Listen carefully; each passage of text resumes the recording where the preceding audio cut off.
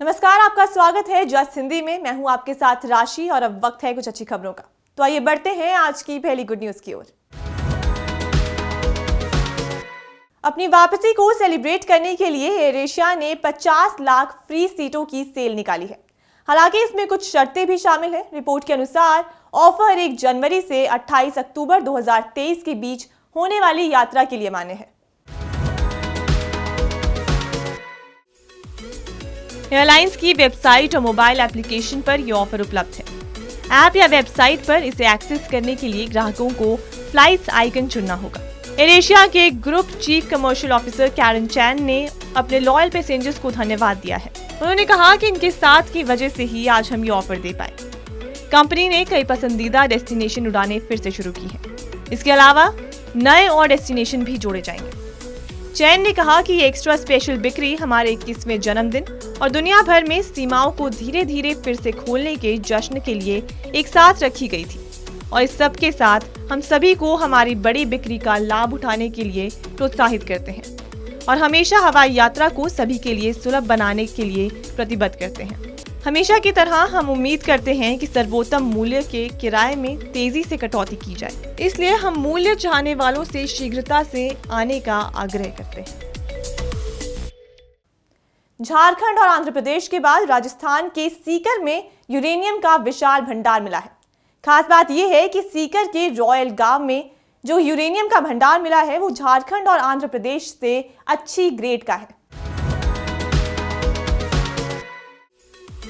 बता दें कि 1086.46 हेक्टेयर एरिया में 1.2 करोड़ टन यूरेनियम और इससे एसोसिएटेड मिनरल्स मिलने के बाद बड़ी उम्मीदें जागी हैं। Uranium corporation of India limited 4 साल से प्रोजेक्ट पर काम कर रहा है। खनन के लिए 30 मीटर पिट लाइन बन चुकी है, वहीं 1.5 किलोमीटर लंबी टनल बनेगी। 60 से 700 मीटर गहराई तक यूरेनियम मिलेगा और 2.5 से 3 साल में माइनिंग प्रोसेसिंग शुरू होगी। बता दें कि यहाँ 40 साल तक खनन चलेगा। दुनिया में सर्वाधिक यूरेनियम का उत्पादन कजाकिस्तान, कनाडा और ऑस्ट्रेलिया में होता है। परमाणु ऊर्जा के लिए यूरेनियम बेशकीमती खनिज है।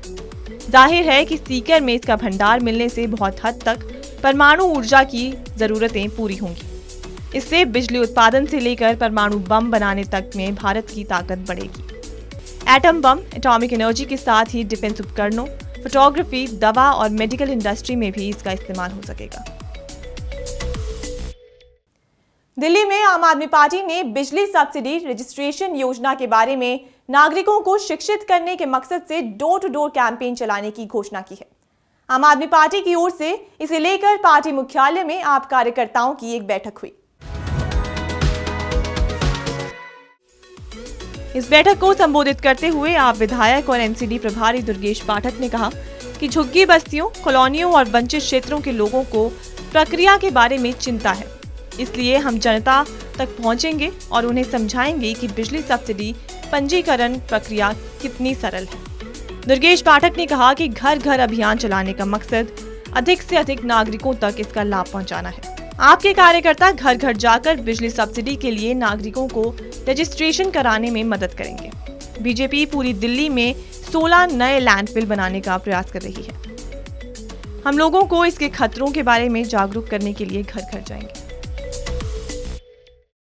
जौनपुर के ग्रामीण क्षेत्र में रहने वाले एक पेंटर के अंदर देशभक्ति का ऐसा जुनून चढ़ा कि उसने ब्रह्मोस मिसाइल का डेमो तैयार कर दिया।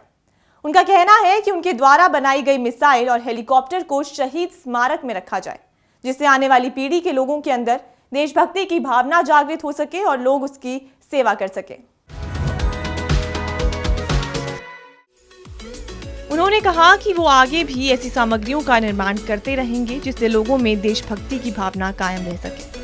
पेंटर द्वारा किए जा रहे इस कार्य की चर्चा पूरे जिले में जोरों से चल रही है और लोगों द्वारा उसकी सराहना की जा रही है। जौनपुर शहर से 45 किलोमीटर दूर चंदवक क्षेत्र के तराब गांव के रहने वाले सर्वेश चंद एक ऐसे व्यक्ति हैं जो पेंटिंग का काम करते हैं। उन्होंने बताया कि बचपन से ही उनके मन में देशभक्ति की इच्छा थी। परिवार की आर्थिक स्थिति सही ना होने के चलते वो अधिक पढ़ाई ना कर पाए, जिससे देश सेवा से जुड़ी नौकरी नहीं कर सके।